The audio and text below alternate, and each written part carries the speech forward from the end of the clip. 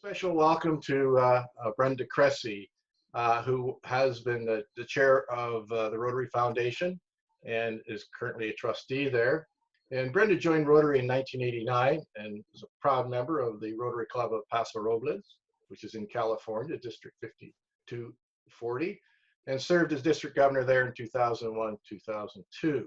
She's retired as the CEO of Office Support Systems, which is a telecommunication business. Brenda served several roles in Rotary International and for the Rotary Foundation over the years, and she was the first woman Rotary Foundation trustee chair, happened in 2018-19. And she will continue, as I mentioned earlier, her 4-year trustee term through 2021. Most of Brenda's assignments have focused on successful fund development for the Rotary Foundation, specifically in the areas of peace and polio eradication, her passion and mission in Rotary. However, she shares the importance of supporting the annual fund, endowments, and major gifts. She has witnessed several successful projects made possible by Rotary clubs and districts, and enjoys seeing the full engagement of passionate Rotarians successfully implementing projects in each of the 6 areas of focus. And more recently, she is inspired by the amazing projects currently being carried out around the globe addressing community needs due to the COVID-19 pandemic. Having participated in several Rotary humanitarian projects around the world, she is a proud Rotary Foundation alumnus.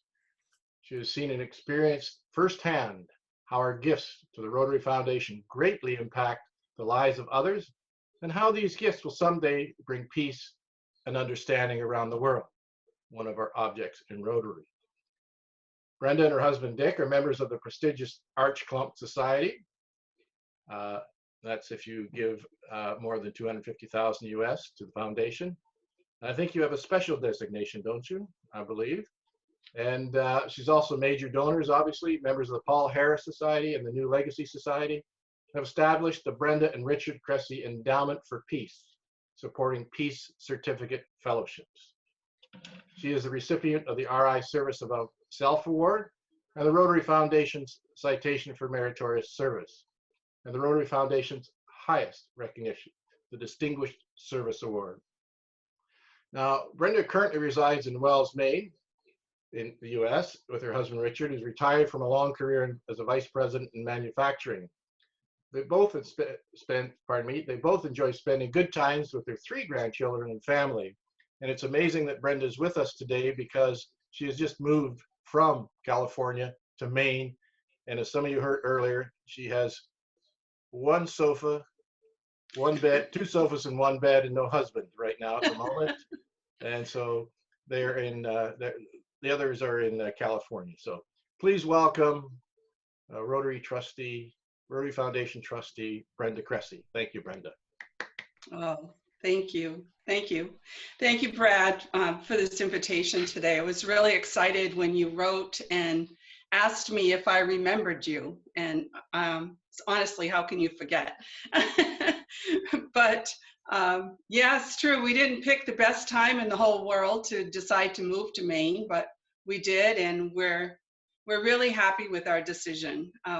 It's a beautiful area. It's where we're from. We've been in California for 25 years. Woke up Christmas morning and said, it's time to move back home. Oh. And so we did. We found a beautiful home here in Wells, which is perhaps 20 minutes away from where my grandchildren are. They mean so much to me, and I'm just looking forward to the day that I can give them all a big hug. But they are doing little drive-bys, so that helps a little bit. So anyway, here we are. I have to say that I really enjoyed watching the videos of your recent coffee corners with both Holger and Dean.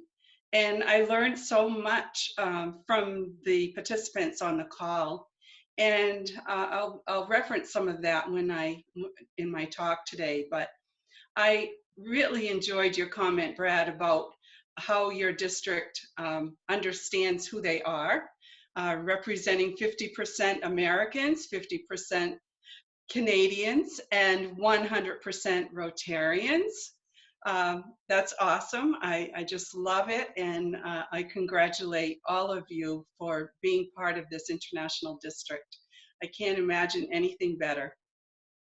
I was also happy to hear that your district was a beneficiary of one of the disaster response grants, and how your district and the members of your district really stepped up and raised $127,000 in the course of 2 to 3 weeks for COVID projects. That's just simply amazing.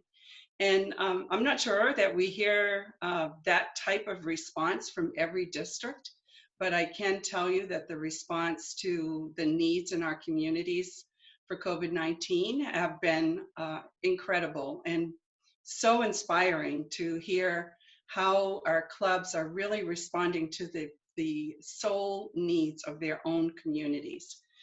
Rotary at its best, for sure. So I thank you all, and now I'm going to share a little bit about the Rotary Foundation's response to global grants and the pandemic that we're dealing with right now. You know, the Rotary Foundation and the trustees' response to COVID-19 was nothing short of miraculous, because normally we spend a lot of time reviewing and learning the impact of decisions that we make, but we realized overnight that from crisis comes opportunities, and we needed to respond quickly, and we needed to adapt and change. So we reimagined, I should say, how we might effectively respond to the Rotarians around the globe who were looking for ways to support their community with grants. And we needed to adjust some of our policies, obviously, because the needs were great and they were immediate. So we looked at different sources of funding, and one of the areas that we looked at was our World Fund. We have World Fund money only because Rotarians support the annual fund. Many of you know that half of that money stays with the World Fund to support later on matching grants. It's the match for our grants that we do. It supports the peace centers and a number of other things. And then the other half is returned to the districts in the form of district designated funds, or DDF as we like to call it. So we looked at that, and we decided the executive committee, which is composed of the current chair and a couple of other incoming chairs of the Rotary Foundation, a fund development person, myself, and also a programs committee person. And we look at these decisions in between our trustee meetings to see how we could respond. And we discussed the new disaster response fund and how we might support that fund, because with all the disasters we're facing around the world, that fund is depleted the minute money is put into it, frankly. So we made a decision to move $1 million from our World Fund into this grant opportunity. And we also limited those grants that were for COVID-19 to 1 per district, because when you think about $1 million, it sounds like a lot of money, right? But the grants are $25,000, and that would only support 40 of the 530 some odd districts around the world. So we already had a lot of requests, and we knew that the money wouldn't last long. So we decided to revisit it in about a week, or it ended up being about a week and a half later. At that time, we had so many applications that we already took care of the $1 million. We put in $2 more million into the fund. And again, that too was depleted almost immediately. And I'll share a couple of figures with you in a little bit. We also had an unprecedented amount of global grants that were submitted in regards to COVID-19, which was in itself amazing on many, many levels, because our grants group at Rotary International is amazing. They have done such an extraordinary job, and I know that on your meetings, you talked about the staff and how their response has been, and it has been really amazing. But both the disaster grants and these global grants, which generally take a good 2-3 months sometimes, not that we want it to be that way, but it does. Some of these were turned around within a couple of days and even a week for global grants. But the needs were so great, as I said, and immediate, that we needed to make some changes in the way that we were facilitating our grants. So simply amazing. I'm just so proud. But we had also monies within a global grant that hadn't been closed yet. And so we were able to work with the districts and the clubs to repurpose the funds, the extra funding that they had in that grant type to use for COVID-19. So a lot of different things that we did that probably in a normal time would have taken us months, if not years, to make those kinds of changes, but we did it. So right now, as I said, we moved $3 million from the World Fund into the Disaster Response Fund. We raised about almost $300,000 from that wonderful Facebook telethon that Jennifer Jones, Trustee Jennifer Jones, helped put on with Barry Rassin, our past president. And we had over $330,000 worth of transfers from DDF into the fund, and also a tremendous amount of outright gifts. So we're looking very close at about $6 million right now for this disaster response fund. And yet we still have a number of applications sitting, waiting for funding. All this while we continue to have disasters around the world, such as we just did in India. So now, the extraordinary times that we live in create extraordinary opportunities. And that's where I wanted to talk to you about communications within the organization. And again, overnight, our communications became so critical. We needed to share policy changes. We needed to share the opportunities that were happening. And we also needed to help connect people around the world so that they could work with each other and understand how they were dealing with COVID-19, what they were doing in their communities, all of these in ways that we never imagined. So considering that all of our US staff members and our international staff were all working from home, again, overnight, our general secretary actually, the week before the shutdown, had everyone working from home to do a quote test run to see if they could operate and what they would need if it was determined that they needed to stay home. That was on a Thursday. And then on Friday, he said, just stay home, we'll continue. It seems to be working all right. And then that Monday, everything was shut down. So here they are still working from home, and they have met the challenges in grand fashion. I've never been so proud of an organization who was able to transition as quickly and efficiently as they have. So part of the communications is also our translators, right? Rotary operates in 7 different languages around the world, and many of our committees, including our board of directors and trustees, have members from other countries. So while we're meeting, we need to have translation.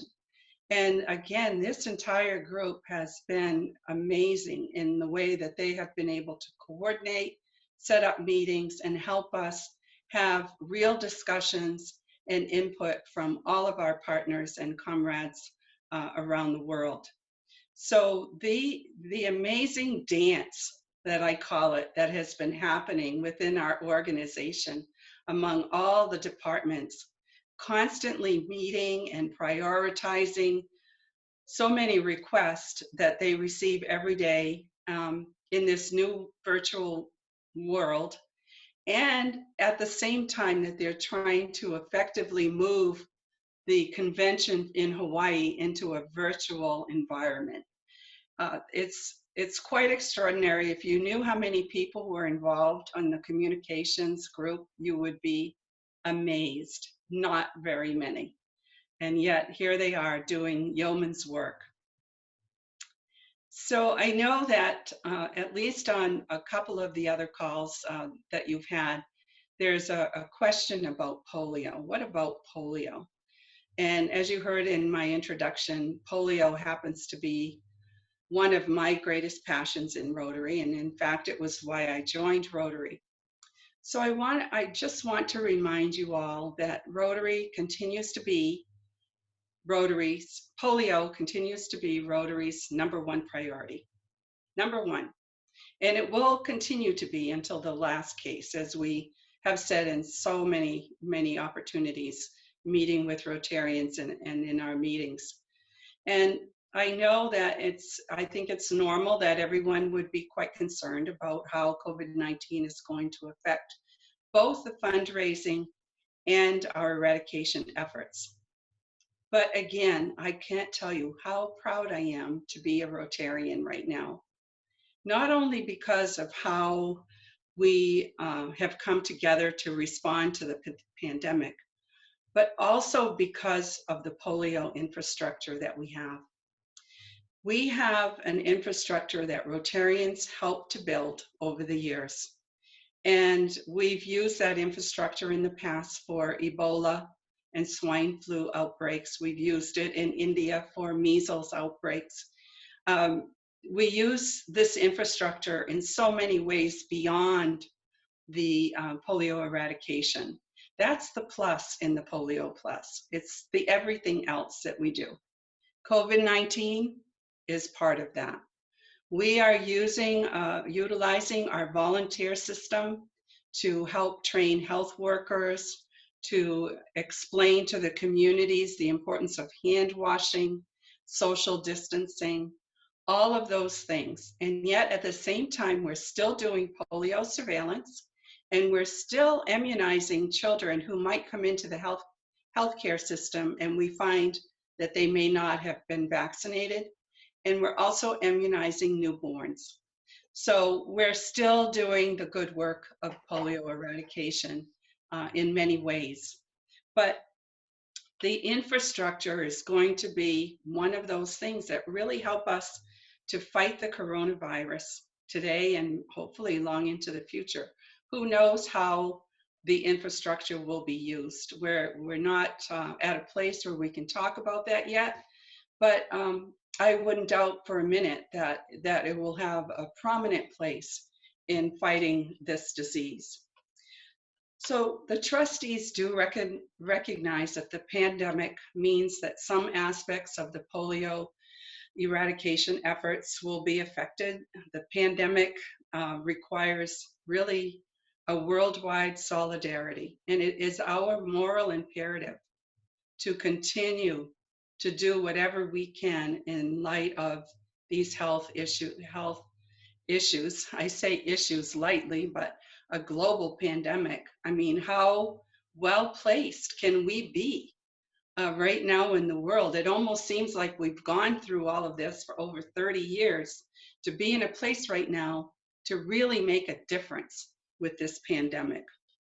So Brad, I was also really happy to hear you share with President-elect Holger that your district has and is continuing to support Polio Plus, and that at that point in time you had already achieved 29% over what your goal was for polio fundraising. That is simply amazing, and thank you does not seem like enough, frankly, but I really commend all of your Rotarians and your district foundation chair and all of those who work so hard to keep the importance of raising money for polio right on that front burner, because it is so important. Right now, though, I'm not sure that it was shared, but we're $15 million behind where we need to be at the end of the year to raise the $50 million that we will need to raise to meet the Bill and Melinda Gates Challenge. So remember, they will match our dollars 2 to 1. And with that, we have to raise 50 million to get the full 100 million. And what does that mean? So if we raise 40 million, we won't receive the 100. And it will mean that we won't be able to do and grant all of the monies towards vaccine and things of that sort that we need to do in preparedness for when we come back to the big job. So I know that your district and your club members really support polio, but if they can share the story and get the word out that we need a little more funding, that would be appreciated so much. I was also very pleased to hear about the Canadian government stepping up once again and supporting Rotary and its polio efforts. This really shows me, and I hope it shows you, that the faith and the trust that governments have in Rotary and the work that we're doing is there, it's strong, and I look forward to many more governments stepping up in light of this pandemic, because we need to end this disease, and we will. So I'm going to end with just a little bit, but it's not a quick end, but I will have time to take some questions. But when I first began moving into this new environment of the pandemic and social distancing and a quarantine, because when I moved to Maine, I had to be indoors for 14 days. And I started thinking about Rotary and my own personal place in Rotary. And I actually started thinking about Rotary's strategic plan. And not probably all of you are familiar with the strategic plan, but I look at it as it has 4 pillars for me. And I started looking at it in a different way. And I'm thinking, wow, the board of directors are really clever. I mean, they've come up with a strategic plan for us to exist in this environment. And the first pillar was about increasing our impact, to eradicate polio and to leverage our legacy. Well, where are we right now? Our work to eradicate polio continues, even with the suspension of the NIDs. And we can be very, very proud of our infrastructure, as I just mentioned, because it's key to our united and global effort to help end this pandemic. The second pillar was to expand our reach, to grow and diversify our membership and our participation, create new channels, increase Rotary's appeal, and build awareness in our impact in our brand. Here we are. We're doing all of that. We're meeting in a different way. We're still growing Rotary. I think it was you, Brad, that you mentioned you had an increase in membership, and by 25, I think at the time, which was quite extraordinary. And I think these meetings, the Zoom meetings that you're doing and the training that you're doing online, is really going to connect people to the organization and how we can share information and be part of the bigger picture. The third one is to expand our reach, to grow in our family of Rotary membership participation. We're all doing that right now in our own communities. Rotarians around the world in every single community have been affected by this pandemic. And you've all masterfully found ways to reach out and to make a difference and to show that Rotary can be there and really support the work that we do. To me, it's very humbling to see this selflessness that's happening around the globe. It's just extraordinary. And then we have to enhance our participant engagement, to support clubs. Well, the pandemic is trying to hold us back, but it's not going to. We won't let it. And we Rotarians have staying power. We've proved that. And today's Rotary clubs and Rotaractors and even our Peace Fellow alumni are all coming together. Our alumni from the Peace Scholars are actually coming together and providing support to clubs and Rotarians in regards to how to deal with the pandemic. And they're all making a difference. And then lastly, our increased ability to adapt, building a culture of research and innovation and a willingness to take risks, to streamline and foster more diverse perspectives in our decision making. You know, the Rotary training and events that are all now happening virtually with a fresh new look, allowing us to prepare our future leaders at all levels. And we're finding solutions as to how best we can have our conversations about Rotary and the foundation. And we need to realign our priorities. So much of this Dean talked about last week. We must ensure, for sure, that we are in line with what we are calling the new norm. Rotarians are innovators and dreamers and doers, and together we will determine the best ways to adapt.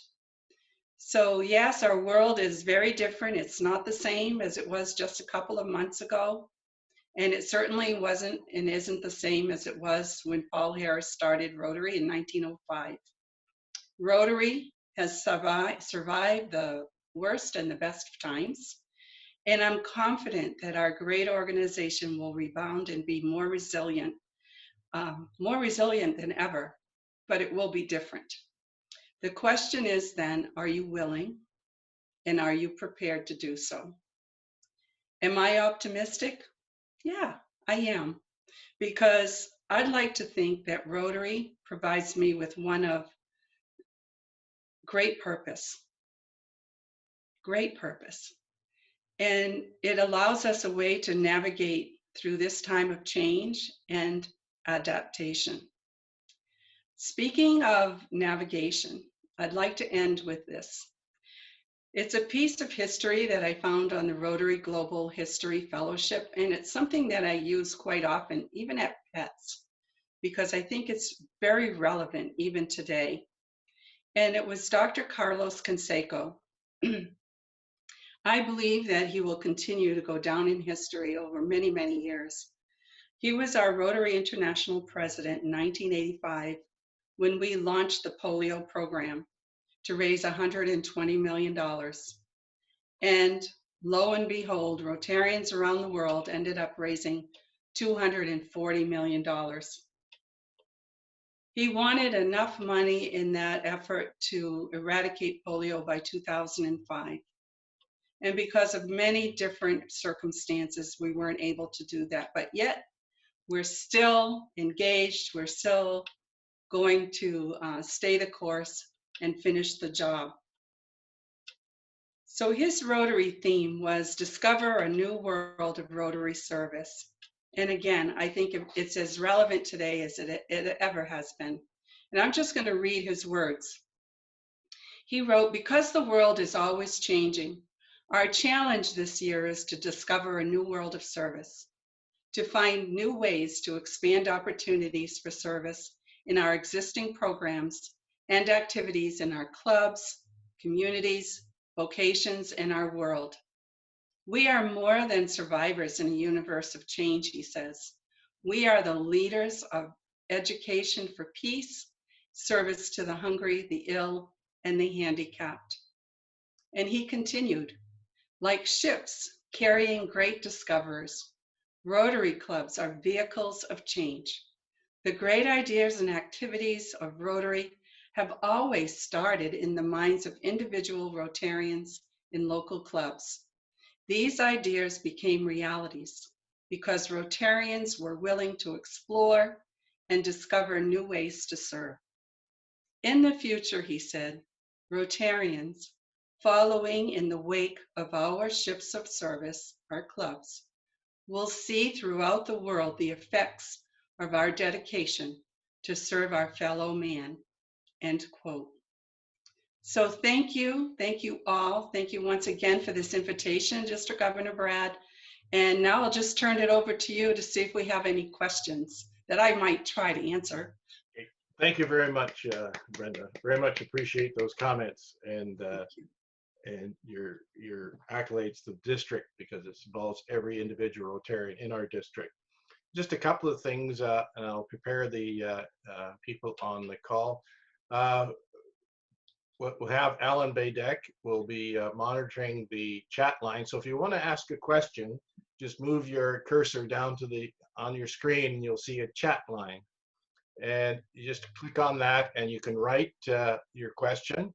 Alan will be monitoring that, and then he'll ask you to ask the question. So you'll be involved in asking the actual question. And just before we get to that, I just wanted to mention about the current situation with Polio Fund. Next week, or in the beginning, first week of June, you'll be receiving the Peace Arch Journal. That's our monthly newsletter, and I have put in a little blurb about the need to fund polio. We were at the end of April at 129%. So thank you very much for all of the donations that people have put in. And just like polio itself, it's a long road that we go to, but we're very committed to it because we made that promise to the children of the world to eradicate polio. And the other one, I hope everyone who heard Brenda talking about the Rotary Action Plan thought it was a one in review, because Brenda, I spoke about that at every club visit I did, talk about Rotary Action Plan, which is a multi-year plan. And I remember, I might have been Ravi Ravindran who said you have 1 year for every Rotary International president. So if 1 year, you have 113 years of 1 year plans. And we've gone to the next step of having multi-year plans. So thank you very much, Brenda, for the presentation. Very much appreciate your comments to the Rotarians in our district. And Alan, I'll turn it over to you. First question up is Dave Duskin. Do you want to ask your question? Sure, nice presentation, Brenda. I enjoyed that a lot. The question I had is the disaster fund part of the annual fund? And the reason I ask you this question is because we were asked when we canceled our registration for the convention if we would donate our registration funds, I thought to the disaster fund. And when I received a receipt, it was from the annual fund. Could you comment on that, please? Well, that's interesting because, well, let me go back, Dave. Thank you for the question. First of all, the Disaster Response Fund is totally separate from the annual fund. And I will check into why your donation was labeled annual fund. If you'd like it changed, I can make sure that happens for you. But all the, in fact, I had some numbers here. Let me see if I can find it. We had over $330,000 transferred from the convention registrations go into the Disaster Response Fund. $330,000, that's a lot of money. And it really, when you think about how many grants that supported, that's quite amazing. The fact is the Disaster Response Fund was set up just last year in light of all the disasters that we were receiving from around the world. And both the trustees and the directors sat around this big table one day and said, we need to do something. We need to find a way to allow Rotarians to support our own. Nothing wrong with the Red Cross or any other of those organizations, but we feel that Rotarians want to help Rotary. And so we started this fund in anticipation that we would receive lots of interest and grant applications. And at the time that we did this, we literally only had about $78,000 available from a small fund. And we put it in there, and lo and behold, it was immediately used up. The only way that we can support that fund is through Rotarians' gifts specifically to the fund. You will receive Paul Harris Fellow credit when you make an outright gift to the fund. We can also accept transfers of DDF, such as we do to polio, which is wonderful. And as I said, 330, we had actually more than that. I'm looking at my notes. I can't find it. I can't find it right now, but it was quite extraordinary, probably 300,000 or 400,000 from DDF transfers. And also, you know, outright gifts from even people outside of Rotary who have heard of Rotary and believe and trust in us. So Dave, just have Brad send me an email if you would like that changed from annual to disaster response, and I'll be happy to have that realigned in the proper place. we're happy about this disaster response grant. We just had this huge disaster now in India, and I know that we'll be receiving some applications in support of those disasters. Right now, we have well over 100 applications in for COVID-19 still, and all of those are being approved on as they came in. So, you know, as funding is available, we'll approve those grants and let that go in. Each district was only allowed to apply for one disaster response grant so that we could be fair to all concerned, if you will, because as I said, we have 530 districts around the world, and we wanted everyone to have a chance at a grant. Thanks, Dave. Thanks, Brenda. I think we were one of the first districts to apply. It came out, I think, the one night, and the next day I applied for it, and ours went to, we have 12 areas in our district, and each area determined how they'd like to spend it. The presidents and the AGs led that, so a lot of it went to medical supplies, other went to food banks. So it was, again, looking at how quickly Rotarians act. The AGs and the presidents acted very, very quickly and got things done very, very quickly, and every area received the grant. So, Good. Alan, we have another question. Kelly Mead, you're up. Yes, good morning, Brenda. Thank you for your talk. Hi, Kelly. My question was just a little bit more information. Was the monies that were donated to Rotary to the End of Polio contest or campaign, did that come from this emergency funding for charitable organizations, or what was that? Could maybe you explain how that came about?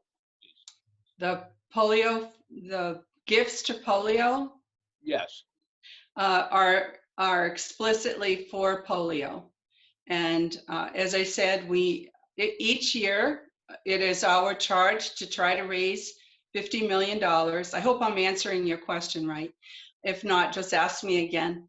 But each year, we're asked to raise the $50 million to meet that challenge that Bill Gates did. And I don't know if you all know this, but each year with that $150 million, we spend it that year on grants to our partners, USAID, UNICEF, CDC,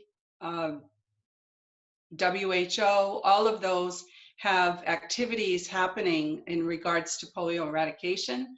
And all of our money, according to the challenge that we have with the Bill Gates Foundation, must be spent that year.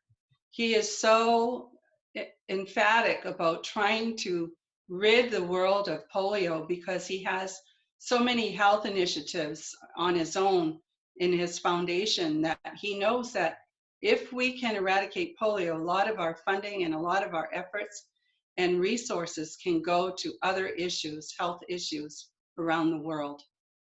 So I'm not sure that I answered you, Kelly. It didn't have anything to do with the disaster fund. Okay. And just to be clear, then, the disaster fund is obviously separate from this donation or gift. Is the disaster fund the same as this emergency funding that's available to charitable organizations? Do we qualify, or are we eligible for any of that as an organization? The emergency funds through the disaster response fund? No, through the Canadian government with this. Maybe Brad can answer that, or Dean, because I don't know much about the emergency fund in Canada. I'm sorry. Okay, Brad?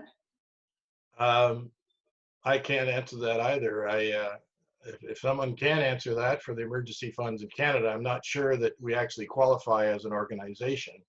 I hadn't thought of that part because it didn't seem to be applicable to us, but if someone has an answer to that, I would certainly ask you to speak up. Yeah, if there's one and it's available to organization, it certainly is something to check out. Well, I'm aware that there was in the newspaper here locally over the last couple of weeks that there was $51.6 million available to charitable organizations towards funding. I believe it was towards the payroll side, but correct. may be something that we're eligible for. Sorry, Yeah. it took me a little while to unmute myself. My understanding from the Rotary Foundation Canada side is this is to support the work done. The Rotary Foundation Canada only has one employee and no problems to fund her. So it's not applicable for us to apply for. When, in the funds that we have received through GAC, Global Affairs Canada, in support of our global grants, these are not in support of any of the disaster relief fund. So we are not able to use that money for any of the COVID stuff unless it's part of a global grant, of a standard global grant, then we can support it in that way. So my understanding is no, we cannot use the disaster fund because it is on a financial staff support side. We don't have staff. Secondly, we can't use the GAC money for disaster relief. Okay, thanks, Dean. Okay, we have another question there, Alan. John, you're up.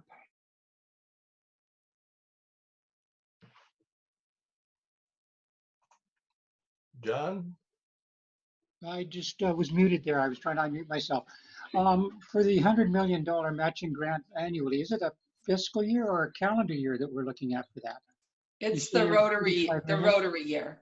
So we've got a short time to get another 15 We have a million. short time for sure. Yes.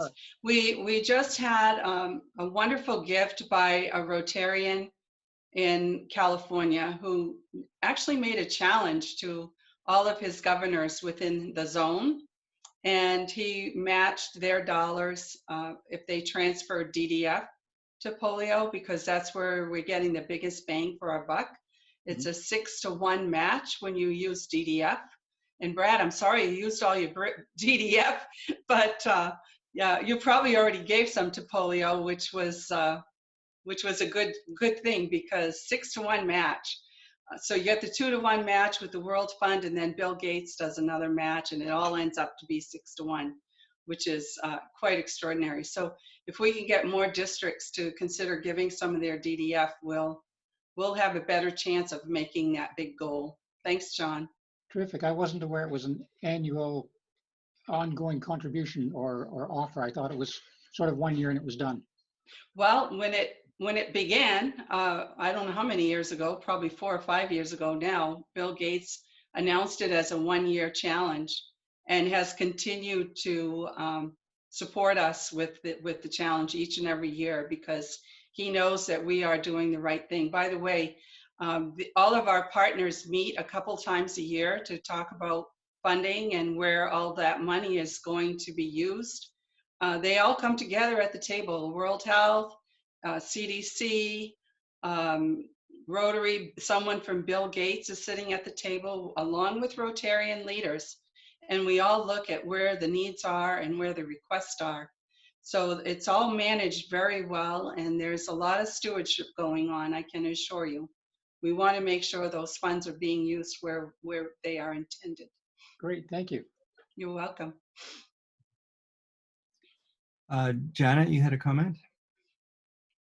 I do. I think John's question, or the question earlier, was regarding the Canadian government donation of funds to the End Polio campaign.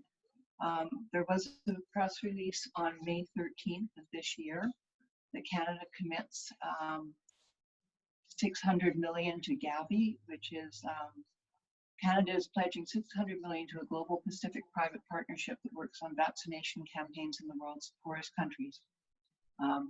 In addition to the funding for Gavi vaccine allowance, Canada has committed $47.5 million annually over 4 years to support the global polio eradication initiative strategy. That was just this year. The last commitment that they had was also for 4 years and expired in 2019. Yeah, it's extraordinary. I so appreciate Canada and all the other governments around the world who are really stepping up to support the eradication effort, because we're not in this alone. We have the greatest partners right now, and we're all working together towards seeing that last case of polio. We know that it can happen. We're still trying to overcome some of the things that are stopping us. And this was a big one, but again, you know, with this infrastructure that we have in place, I can't say enough how important it is that we are in this so-called game together, because we are putting all of our resources together and really helping to make a difference. I wonder if I may comment, Brad, just for the interest for people participating here to understand that the government of Canada doesn't just give the funds. There's a huge amount of work that is done by Rotary in an advocacy role on a constant basis in working with the government from the time that they realize that the last donations are now coming to their end to start working on the next commitment from the government. This has been 2 years of work to get this commitment. And from our Global Affairs Canada relationship side, we've been watching the advocacy, besides being on the advocacy team, but the degree of response from Rotarians going to their MLAs, going to their members of parliament, going to everybody that they can to influence them and to do the talking has resulted in this 195 million over the next 4 years. So thanks to every single Rotarian who put their money where their mouth was and actually went and did something and spoke up. It's because of you that we have these funds. Mm. That is so true, Dean. I was at an event in Washington, D.C. last year, and I can't tell you how many senators walked through and visited our meeting with donors and with Rotary leaders in that area of the world. And we had senators get up on the stage for just a minute. They were going between meetings and saying how important Rotary was. And the work that we do with polio, and cited how they might have been a child who had polio themselves, or had a parent or an uncle with polio, and how they admired us, and how they felt it was so important to support our efforts, just as Canada is. And it is because of the voices of Rotarians. There is no question about it. So thank you. I was going to add to that, in that that I remember being at Langley Rib Fest, and I think there is a member of Parliament there sitting with us and chatting with them. So it was just not an official meeting, but it was just a time to chat with that person and make that person aware that Rotary was working on eradicating polio, and how wonderful it was the government was supporting it. And so all these little chats go on out throughout. I know there's the official process, but it's the little chats that seem to help make a difference as well. I may have shortchanged Brenda here a bit, because next week we have Mike McGovern coming on, who's the chair of the Polio Plus Fund, and he'll be talking about polio. So you probably dialed back a little bit of your polio talk here, but I'm sorry about that. Malcolm Kennedy, if you're on here, can you just explain our philosophy this year for giving out grants? Because what we did is, as I say, we spent all our money this year. We've taken the approach of saying, well, Rotarians want to do some work, let's help them out. But I think we've countered that by giving 129% just at the end of April to Polio Plus. So we are working on that, and I think we've been having a very generous year this year for our Rotarians giving to the foundation. So is Malcolm there? Yes, I am, Brad. I don't mean to put you on the spot, but I thought I would. Yeah, that's good. We started the year with about $363,000 in our DDF. We're down now to about $1,000. So we did a great job of giving the money away to your clubs, and a lot of different projects have happened all over the world. So we're very, very happy with that. I think on the other side, though, Polio Plus, we haven't put a lot of emphasis on it from our side, because the clubs just seem to be stepping up and the people step up. I know Jim Purcell is doing a great job, and Lee also Harmon is doing a great job, but it doesn't seem to take a lot of effort for us to raise money to the Polio Plus campaign. We don't have to go out and beat people up. They just seem to just step up. So my hat's off to, to all of us for doing that. So Absolutely. Sorry,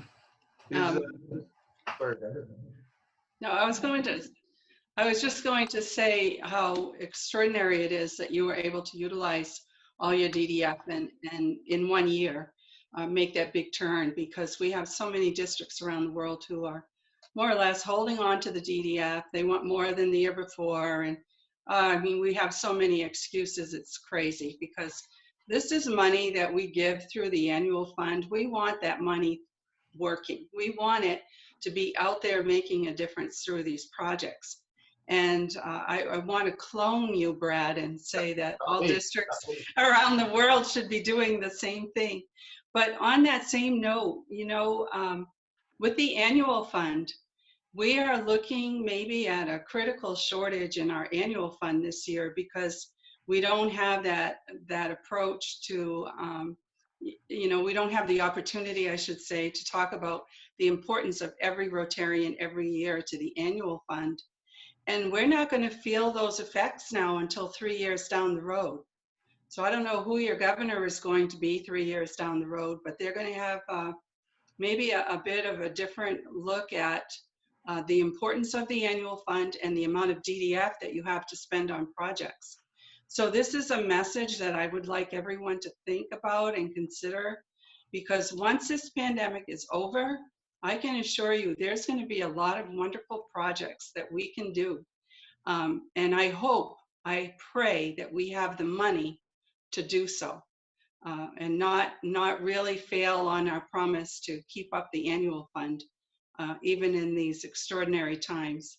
I know we're all working so hard to help our communities, but this is our organization. Rotary has to be a reason for us to stay connected, to look at the opportunities, and to support the initiatives that we have. We're going to be looking this month at the end of June at the environment. I think you'll be seeing some new changes with the environment and environmental projects, and I know that is near and dear to the hearts of Canadians especially, but also to everyone around the world. And I'm really looking forward to the trustees making a decision on how we will effectively look at the environment in the coming years. You'll hear more about it from our communications committee. One more thing for them to prioritize on that big list. But I think we all have some really good things coming our way with the environment. It's exciting. Thank you, Brenda. I just wanted to do a shout out to Malcolm Kennedy and his team. We sort of took a little different approach this year with our funds, because as you mentioned, Brenda, some districts have hundreds of thousands of dollars or whatever sitting in their bank account. We decided it was time to act now, and we had a lot of people apply for our district grants, which go up to about $10,000 maximum. And also we had a lot of global grants come through. So we want to put the money into action now. And Malcolm and his team doesn't just adjudicate these or review them. They work on helping our clubs apply. We just have to contact them and say, hey, Malcolm, what do we need to do here? How can we make this better? So kudos to Malcolm and his team. And also kudos to all the Rotarians in our district, because as of the end of April, I think we're at 89% of our goal, which is higher than the year before, our goal for annual fund. And as you know, we're well over our polio fund. So, but our Rotarians in District 5050 are so supportive of their local communities, and that's shown in the disaster relief fund. So a response grant. So everything was just acting so quickly. So it's really up to all our clubs and presidents and all the Rotarians that have done it. I will give you the last word, Brenda, and because we're nearing the time of to end the meeting, but any last words from you? Well, Brad, Wow, last words would be congratulations to each and every one of you for remaining engaged in Rotary and in all these new ways. Congratulations to your government, and thank you for the leadership in your district, Brad. Under your leadership, we see good things coming, good things that will transfer from this year on to next year and beyond. And just everyone stay healthy, keep safe, and think about ways that you can engage others to be part of the organization. Invite them to these Zoom meetings so they can learn from the wonderful speakers that you've had on, and to learn more about Rotary in the process. Take advantage of your downtime and visit those training sessions that Brad and company are putting on, and just enjoy Rotary. I mean, we are still together. We're still a huge family. We are going to overcome everything that we're dealing with right now. I can tell you that on a personal level, I cannot wait for this to be over. And I'm sure everyone is in the same place, but we need to be safe until the times change. And in the meantime, just enjoy being at home. Enjoy the things that we are too busy to deal with before. And we'll soon come back together and have fun at the Hawaii Convention, because I think you can learn a lot at the Hawaii Convention as far as having events and training, and maybe even talking about fundraising, how you can do that. There are a lot of new ways of having a fundraising event on a virtual environment. So we can still do a lot of the things that we want to do in preparation for the time we can get out there and get our hands dirty again, literally. Thank you. Thank you so much, Brenda, and thank you for spending this hour with us. I do hope that your furniture and husband do make it back from California. Yeah, me too. Get settled in. And you mentioned the convention. Everyone is invited to the virtual convention. It's a great opportunity to partake, and we will continue to support Rotarians in District 5050. Will continue to support the Rotary Foundation every day of the year, because it is the #1 foundation in the world, and it's our foundation. That's how we're able to do our district grants and our global grants, is through our own investments, not our donations, not our contributions, but our investments into the foundation that we get to use. So thank you so much for enlightening us today, Brenda. We very much appreciate your contribution, and also very much appreciate all the time that you give to Rotary, the Rotary International, the Rotary Foundation. Everyone, you would be amazed at the amount of time that Brenda works on our behalf at the Rotary Foundation. So thank you very much, Brenda. Thank you. Thank you. Thank you, everyone. Pleasure to be here. I hope I can visit again. Please do. And next week, we'll have Jim McGowan, who will go into more details in the Polio Plus Foundation and the polio work that Rotary is doing around the world. Get into the details of that next week. So be sure to join us next week at Tuesday. And also, we have a special event on Saturday, June the 6th at 9 a.m. And that's Rotary International President Mark Maloney will be joining us. He didn't have a Tuesday available, so he said, "Does Saturday work?" And I said, "Sure." So that'll be a special event on that one. Again, thank you, Brenda, for joining us, for all that you do. Great. Thank you. Goodbye, everyone.